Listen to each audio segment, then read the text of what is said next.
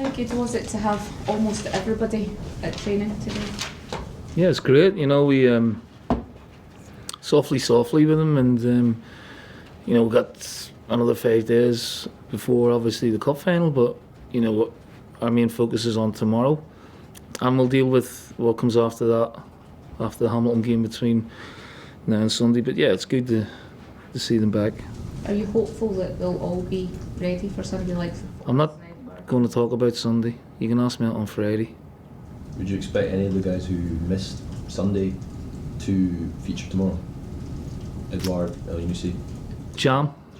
Yep. Yeah, Cham will. I mean, he's got a good chance of starting. As regards Hodgson and Moy, no. So we'll see how they are. What about Bolton?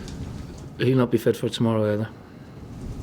Can you tell us what's? I think you said Hodgson has a niggle. Yeah. What it is? No. Nope.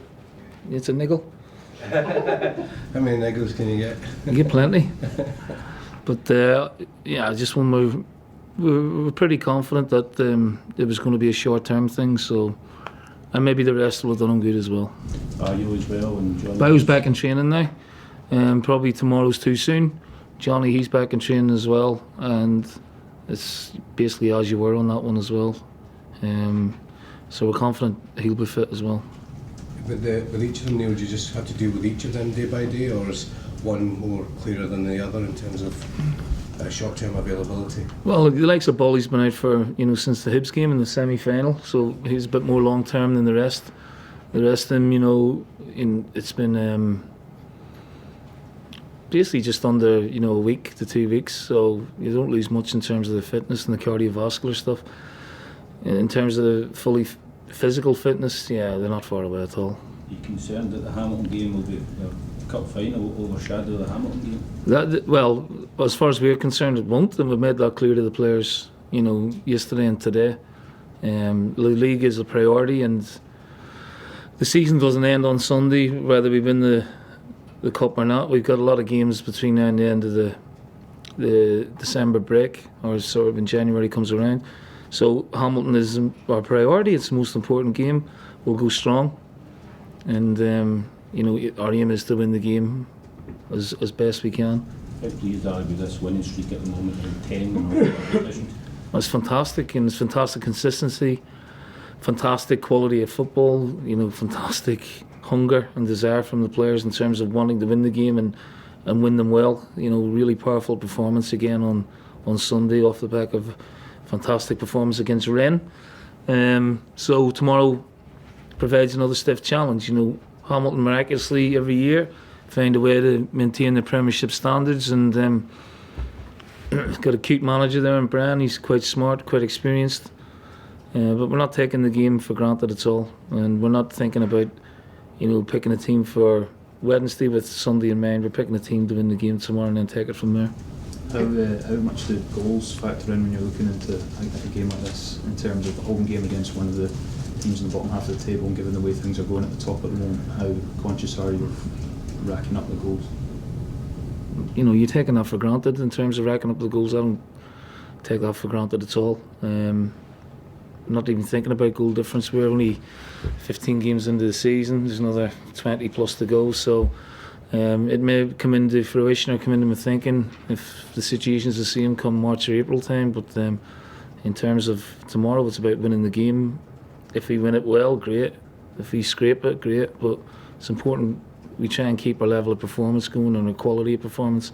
That's my main sort of mode of thinking at the minute with these games coming up.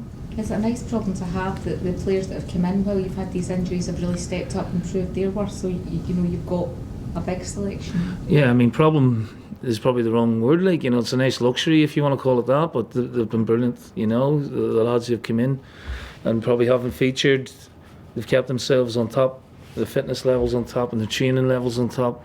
So it's been, you know, from my point of view, a seamless transition for someone to come into the team. And yeah, I mean, if you look, for example, at Hodgson, who's a huge player for us. You know, in the 2 games we've scored 7 goals. You know, and that speaks volumes for the players coming in and, you know, the players who are playing consistently. Neil, with so many games coming up in December, how do you manage recovery from games versus preparation for the next? It's a good question. You keep it as minimum as possible.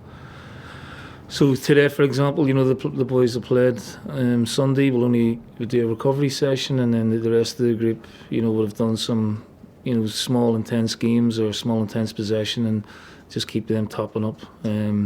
Recovery wise, they had a 4-hour trip back from obviously Dingwall, and then did yesterday off. So, just keeping them as fresh as you possibly can going into tomorrow. And some of the players, certainly the last couple of games, have shown their versatility, the likes of Lewis Morgan coming off as from a winger playing up front and Ryan playing out wide.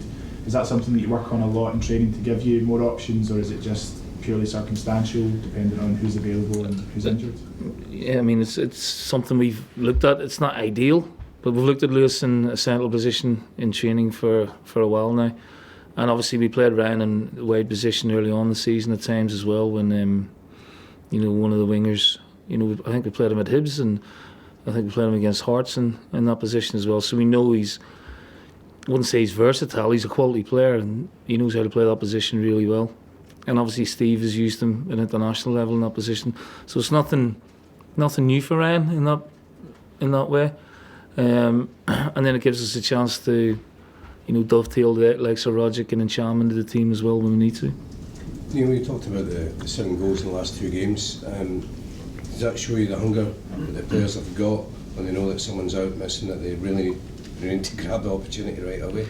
Not just grab the opportunity, come in and make a big contribution, and that's exactly what Lewis has done. He won the penalty at the weekend. He assisted with the 3rd goal. He scored a great goal against Rennes. So while it might be surprising to a lot of people outside of here, it's not a big surprise to us.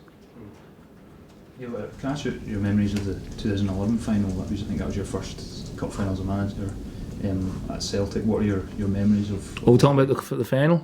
I'm not talking about anything until Friday. No, the 2011 final? Yeah, no, but it's not relevant for tomorrow night. Sorry.